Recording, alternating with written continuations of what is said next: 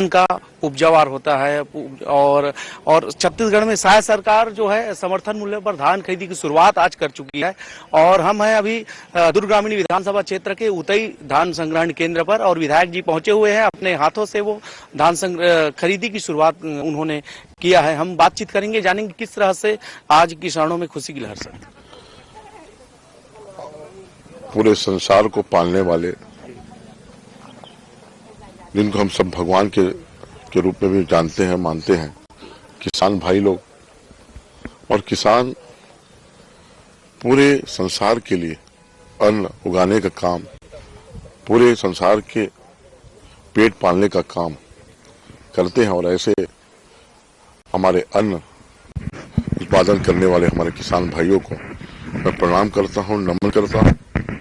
और आज जैसे कि हम लोग अपने संकल्प पत्र में हम लोग बोले थे कि हमारे किसान भाइयों का हर समय उनका सम्मान किया जाएगा, उनका ख्याल रखा जाएगा। और आज उसी के तहत 14 नवंबर को धान खरीदी की शुरुआत हो रही है। छत्तीसगढ़ में धान उत्पादन का सबसे बड़ा, छत्तीसगढ़ पूरे भारत में सबसे बड़ा राज्य हमारा धान उत्पादन का। और यहाँ पे लगभग अधिकतर किसान लोग धान उत्पादन करते हैं। और आज से हम लोग धान खरीदी की शुरुआत हो चुका है। और 21 कुंटल और 3100 रुपया में जो हम लोग संकल्प पत्र में हम बोले थे, उसको पूरा करते हुए आज से शुरुआत हो गई। और किसानों को इस सरकार में और हमारे केंद्र सरकार और छत्तीसगढ़ राज्य नरेंद्र मोदी जी और विष्णुदेव जी की सरकार, डबल इंजन की सरकार, किसानों के लिए हमेशा उनके उत्पादन को उचित मूल्य देने के लिए हमेशा हर संभव हर प्रयास करते हुए आज फिर हम लोग 14 तारीख से शुरुआत किए हैं। और ये लगातार किसानों के विकास के लिए और उनके उत्पादन को उचित दाम दिलाने के लिए लगातार हम लोग काम करते रहेंगे। विधायक जी, पूरे देश भर में छत्तीसगढ़ राज्य ही एक इकलौता राज्य है जहां 3100 रुपए में धान खरीदी की जा रही है। और 21 कुंटल, मतलब पूरे भारत में एक नया इतिहास है।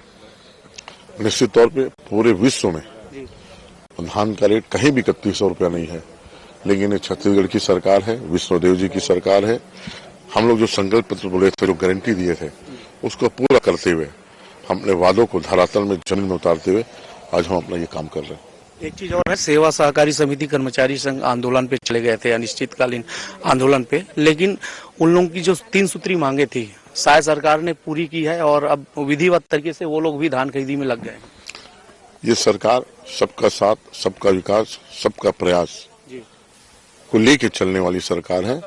और सबको, सभी समाज को, सभी धर्म को, पूरे भारतवासियों को लेके चलने वाली सरकार है। उसी के तहत आज हम चाहे वो हमारे कर्मचारी हो, चाहे हमारे किसान भाई लोग हो, चाहे हमारे मजदूर भाई लोग हो, सबके हितों को रखते हुए हम लोग अपने काम को लगातार आगे बढ़ाते जा रहे हैं। आप किसान पुत्र भी हैं, कितने एकड़ पर इस बार फसल लगाए थे? हमारे कई जगह में हम खेती करते हैं। हमारे जैसे पुरखा जो है हमारा धमतरी साइड भी है, उधर हम लोग का 4 गांव है। यहाँ भी हम लोग का 4-5 गांव है। तो लगभग सभी जगह हम लोग धान बोते हैं। धमतरी में हम लोग डबल फसल भी लगाते हैं, सब्जी की पैदावार करते हैं, फल का भी करते हैं। और इस तरह से हर प्रकार का जो उत्पादन है उसको हम लोग करते हैं। और खेती हमारे लोग आधुनिक तरीके से करते हैं।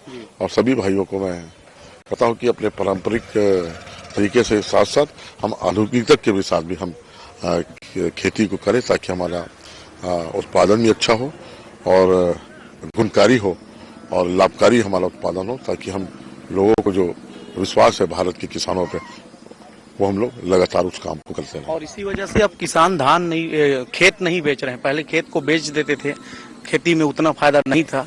लेकिन अब किसान अपने जमीन को सहेज के रख रहे हैं और आत्मनिर्भर और समृद्ध हो रहे हैं। निश्चित तौर पे जब से भारतीय जनता पार्टी की सरकार आई है केंद्र में, राज्य में, किसान की आर्थिक स्थिति सुधरी है।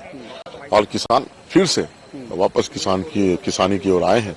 और लगातार किसान अब अपने खेत को खेती कर रहे हैं, बंजर नहीं छोड़ रहे हैं।